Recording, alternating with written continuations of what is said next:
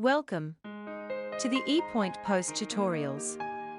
Today, I am going to share item return function works. Due to the transaction already passed, customer claims that particular item is not delivered during that day. Request refund in cash.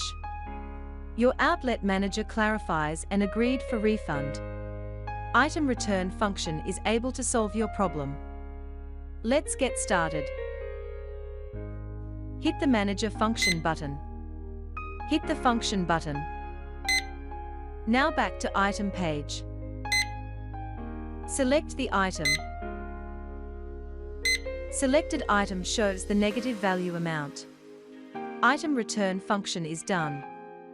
Now hit the Total button to proceed to payment screen. Hit the Cash button for refund. Key in the remark, reason for this refund purposed. Confirmed. You may refund back the cash amount to your customer. End of day at X and Z report is captured under the Refund Details section. Enjoy learning. That's all for now. Be sure to check out with others tutorials. Remember to like, share and following us in Facebook. Thanks for watching.